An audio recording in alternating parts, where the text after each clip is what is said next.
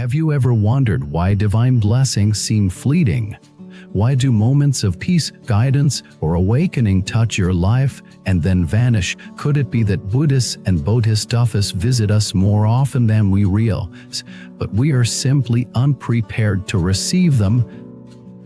Welcome back to the channel. Today's journey is unlike any other. We're diving deep into the sacred realm of spiritual presence, divine visitation, and human readiness. This video is not merely philosophical, it is a heart-to-heart reminder that sacred energy is all around us, but our ability to hold it depends on our willingness to purify, awaken, and align.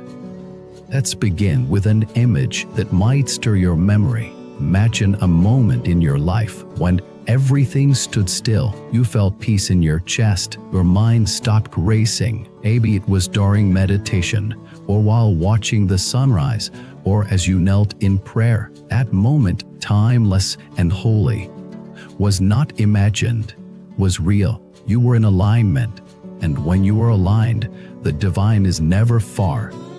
But here's the truth: Buddhists and Bodhisattvas don't only dwell in celestial realms.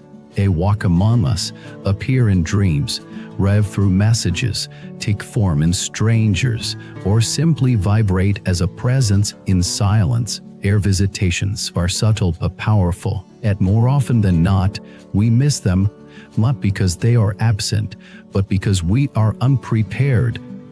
So why do they come? And why do they go? To answer this, we must understand a sacred law: spiritual beings operate on frequency, not form. They don't rev with fanfare. They come quietly, often unrecognized, because their essence can only be received by a heart that is open, humble, and ready.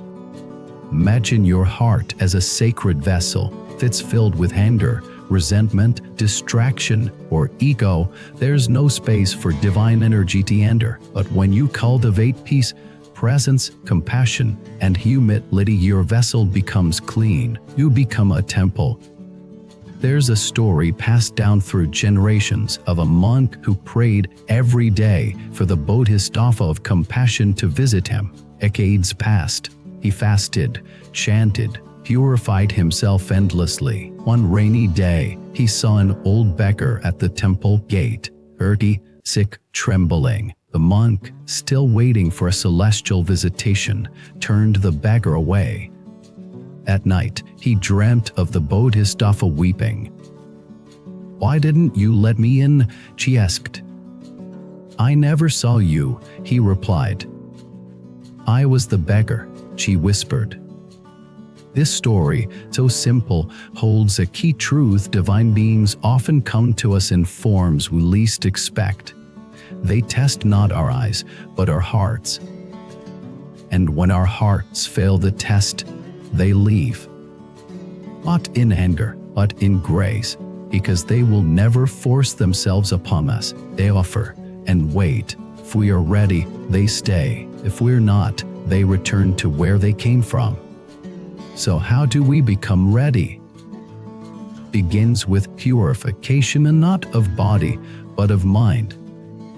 We must ask ourselves daily: am I clinging to judgments?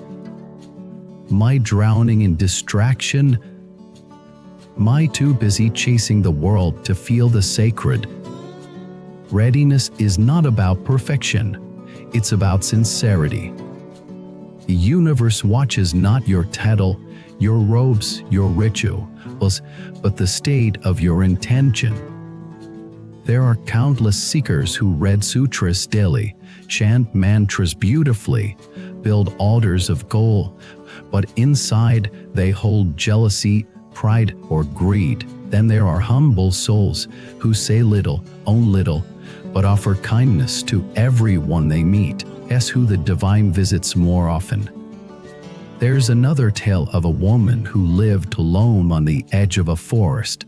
He had no religion, no teacher, no scriptures, but every evening she placed a bowl of rice under a tree and said, "If you are real, I hope you're not hungry."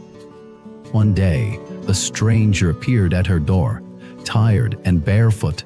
He fed him, let him rest, and wished him well. At night, she dreamt of a radiant being bowing before her.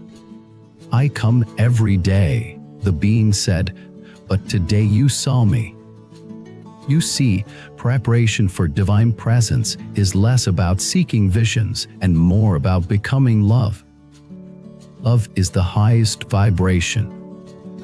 When you walk in love, you walk with the Buddhas. When you serve without asking, smile without reason, forgive without conditions, you call in the sacred. But the opposite is also true. When you complain, blame, hate, gossip, or indulge in fear, you dim your light, you lower your frequency. And even if the divine stands at your door, you won't feel it. Another reason they come and go: timing. There are seasons of the soul.